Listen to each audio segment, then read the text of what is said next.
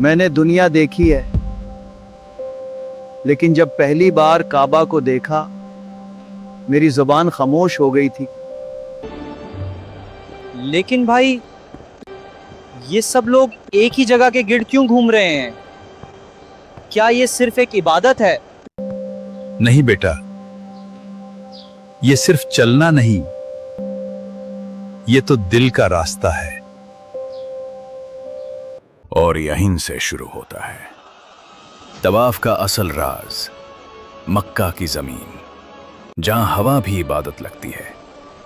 کعبہ کے گرد ہزاروں لوگ سفید لباس میں گھوم رہے ہیں۔ کوئی امیر نہیں، کوئی غریب نہیں، کوئی شہزادہ نہیں، کوئی فقیر نہیں، سب ایک ہی لائن میں، ایک ہی مرکز کے گرد۔ قرآن میں اللہ فرماتا ہے، سب سے پہلا گھر جو لوگوں کی عبادت کرنے کے لیے مقرر کیا گیا تھا وہی ہے جو مکے میں ہے، بابرکت اور جہان والوں کے لیے موجب ہدایت۔ اس سے پتہ چلتا ہے کہ کعبہ صرف ایک عمارت نہیں بلکہ ایمان کا مرکز ہے۔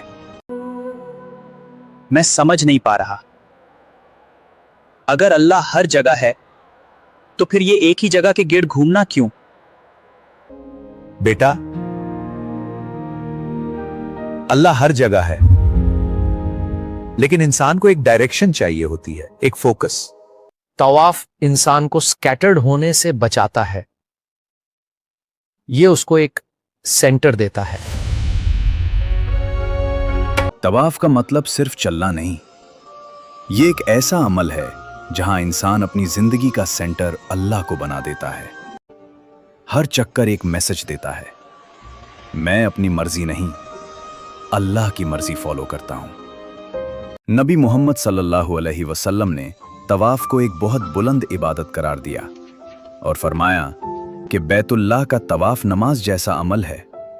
اس سے پتہ چلتا ہے کہ یہ صرف فزیکل ایکٹیویٹی نہیں بلکہ روحانی عبادت کا سب سے گہرا فارم ہے۔ یہاں نہ کوئی لیڈر ہے، نہ کوئی فالوور۔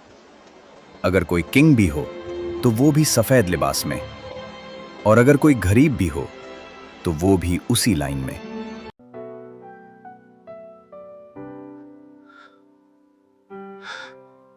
میں آج سمجھ گیا، اللہ کے گھر میں سب برابر ہیں۔ یہاں میری دولت کا کوئی ویلیو نہیں، صرف میرا ایمان ہے۔ طواف انسان کو یہ یاد دلاتا ہے کہ زندگی بھی ایک سرکل ہے، پیدائش سے موت تک سفر، ہر چیز اللہ کے کنٹرول میں، اور ہر چیز کا سینٹر صرف اللہ۔ لیکن اصل سوال ابھی باقی ہے، آخر یہ سرکل ہی کیوں؟ سیدھی لائن کیوں نہیں؟ اور کعبہ ہی اس کا مرکز کیوں بنا؟ کیا اس کے پیچھے کوئی ایسا راز ہے جو ہر کسی کو نہیں پتا؟ طواف کا راز سمجھنے کے لیے ہمیں واپس جانا ہوگا ہزاروں سال پہلے، جب دنیا کا نقشہ بھی مکمل نہیں تھا، جب مکہ کی وادیوں میں صرف خاموشی تھی، اور یہاں اللہ کے ایک عظیم نبی حضرت ابراہیم علیہ السلام کا امتحان شروع ہوا۔ یا اللہ، میں نے اپنی زندگی تیرے حوالے کر دی۔ اور اللہ نے حضرت ابراہیم علیہ السلام کو حکم دیا کہ وہ اپنی بیوی حضرت حجرہ علیہ السلام اور اپنے چھوٹے بیٹا اسماعیل علیہ السلام کو اس بے آب و گیا وادی میں چھوڑ دیں۔ یہ وادی آج کی کعبہ کی جگہ تھی۔ کیا یہاں کوئی انسان نہیں؟ کیا یہاں کوئی رحمت نہیں؟ ان کا چھوٹا بیٹا پیاس سے رو رہا تھا اور وہ صفا اور مروہ کے درمیان دوڑ رہی تھی، اور پھر اللہ کا حکم آیا، زمین سے پانی پھوٹ پڑا، زمزم کا چشمہ۔ یہ وہی زمزم ہے جو آج بھی مکہ میں موجود ہے اور کبھی ختم نہیں ہوتا۔ یہ صرف پانی نہیں بلکہ اللہ کی رحمت کا زندہ ثبوت ہے۔ کچھ وقت بعد اللہ نے حضرت ابراہیم علیہ السلام اور حضرت اسماعیل علیہ السلام کو حکم دیا کہ وہ اللہ کا گھر بنائیں۔ ابا جان، یہ پتھر یہاں رکھیں۔ بیٹا، یہ اللہ کا گھر ہے، ہم صرف اس کے حکم کو پورا کر۔ اور اسی طرح بنا کعبہ۔ اب سمجھ آتا ہے، طواف صرف گھومنا نہیں، یہ اس واقعہ کی یاد ہے جب انسان نے اپنی پوری زندگی اللہ کے حوالے کر دی تھی۔ ہر چکر ایک یاد ہے، ابراہیم علیہ السلام کی اطاعت، اسماعیل علیہ السلام کی قربانی، حجرہ علیہ السلام کا صبر، नबी मोहम्मद सल्लल्लाहु अलैहि वसल्लम ने फरमाया कि हज और तवाफ हजरत इब्राहिम अलैहिस्सलाम के तरीके को जिंदा रखने के लिए है। इससे पता चलता है कि ये इबादत सिर्फ रिचुअल नहीं बल्कि दीन तौहीद की असली हिस्ट्री का हिस्सा है। मैं आज समझ गया, मैं सिर्फ चल नहीं रहा, मैं हिस्ट्री को जी रहा हूं। लेकिन एक सवाल अब भी बाकी है, अगर ये सब हिस्ट्री है तो फिर तवाफ का सर्कल शेप ही क्यों, सीधा रास्ता क्यों नहीं? और इस सर्कल का असल स्पिरिचुअल राज क्या है? क्या ये सर्कल जिंदगी का सीक्रेट है? अब हम एक ऐसे राज की तरफ आते हैं जो सिर्फ हिस्ट्री नहीं बल्कि इंसान की फितरत और कायनात यूनिवर्स से जुड़ा हुआ राज है। आखिर तवाफ सर्कल की शक्ल में क्यों होता है? सीधी लाइन क्यों नहीं? दुनिया देखो, आसमान देखो, जमीन देखो, हर चीज एक सिस्टम के अंदर चल रही है। जमीन सूरज के गिर्द घूम रही है, चांद जमीन के गिर्द घूमता है और सितारे अपने अपने निजाम में मूव करते हैं। इस्लाम के नजदीक कायनात का हर सिस्टम अल्लाह के हुक्म से चल रहा है और इंसान जब काबा के गिर्द तवाफ करता है तो वो असल में कायनात के डिवाइन ऑर्डर के साथ अपनी रूह को अलाइन करता है। बेटा, सर्कल का मतलब होता है ना शुरुआत ना आखिर, सिर्फ अल्लाह की तरफ वापस लौटना। तो फिर हम घूम क्यों रहे हैं? हम घूम नहीं रहे, हम अपनी जिंदगी का सेंटर अल्लाह को बना रहे हैं। कुरान में अल्लाह फरमाता है, हर चीज अपने रब की तस्बीह करती है। इसका मतलब यह है कि कायनात का हर जर्रा एक सिस्टम में बंधा हुआ है और तवाफ उसी सिस्टम का इंसानी एक्सप्रेशन है। सोचो, इंसान की जिंदगी भी एक सर्कल जैसी है। पैदाइश, बचपन, जवानी, बुढ़ापा और वापस अल्लाह की तरफ लौटना, यानी इंसान का सफर भी एक सर्कल है। जब इंसान तवाफ करता है तो वो असल में ये एक्सेप्ट करता है, या अल्लाह, मैं अपनी मर्जी से नहीं तेरी मर्जी से चलूं।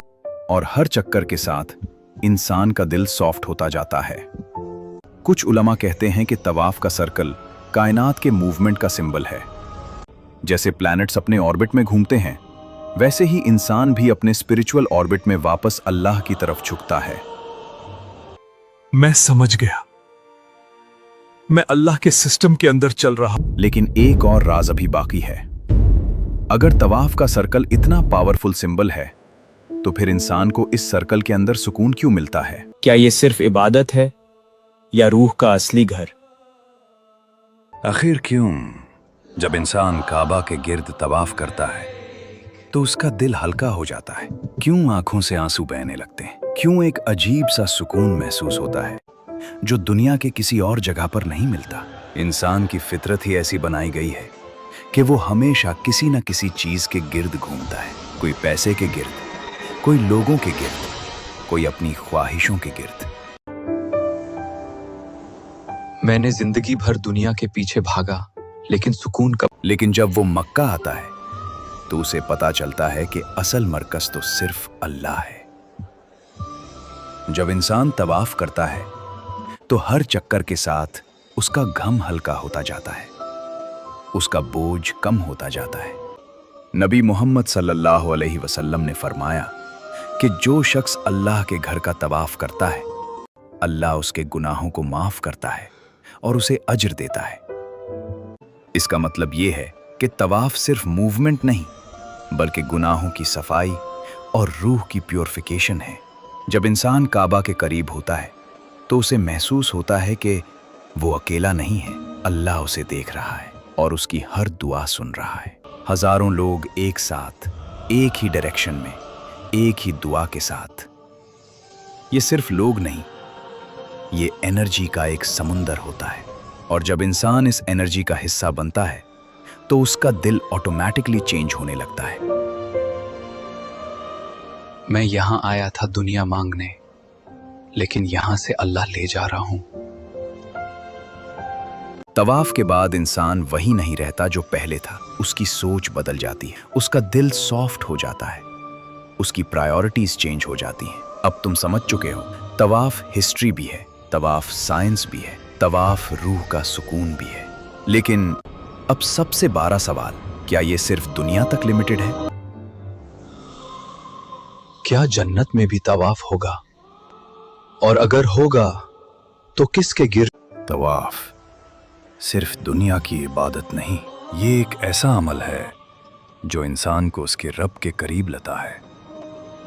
लेकिन सवाल ये है, क्या ये सफर यहीं खत्म हो जाता है या फिर इसका सिलसिला मौत के बाद भी जारी रहता है?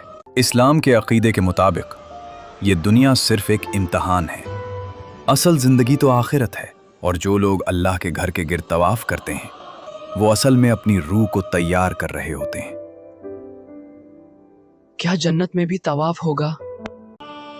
जन्नत में हर चीज अल्लाह की रजा के मुताबिक होगी और सबसे बड़ा इनाम होगा अल्लाह का कुर्ब। तवाफ का असल मकसद सिर्फ काबा के गिर्द घूमना नहीं, बल्कि अपनी जिंदगी को इस तरह बनाना है कि हर अमल अल्लाह के लिए हो, हर फैसला अल्लाह के हुक्म के मुताबिक हो। जब इंसान ये समझ जाता है तो उसकी जिंदगी बदल जाती है।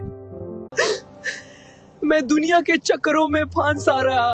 तवाफ एक रिमाइंडर है कि हम सब अल्लाह के हैं और हमें उसी की तरफ लौट कर जाना है। जैसे हम काबा के गिर्द घूमते हैं, वैसे ही हमारी जिंदगी भी अल्लाह के हुक्म के गिर्द चलनी चाहिए। एक दिन आएगा जब ये दुनिया खत्म हो जाएगी, न मक्का होगा, न दुनिया, न लोग, सिर्फ अल्लाह होगा। और उस दिन सिर्फ वही लोग कामयाब होंगे जिनकी जिंदगी का सेंटर अल्लाह था। अगर तुम कभी मक्का जाओ और काबा को देखो तो सिर्फ देखना मत, अपने दिल से पूछना, क्या मेरी जिंदगी भी अल्लाह के गिर्द घूम रही है? या अल्लाह हमें भी अपने घर का मुसाफिर बना दे, हमें भी तवाफ की हकीकत समझने वाला बना दे और हमारी जिंदगी का मरकज सिर्फ तू बना दे। तवाफ सिर्फ एक इबादत नहीं, ये इंसान की जिंदगी का असल रास्ता है।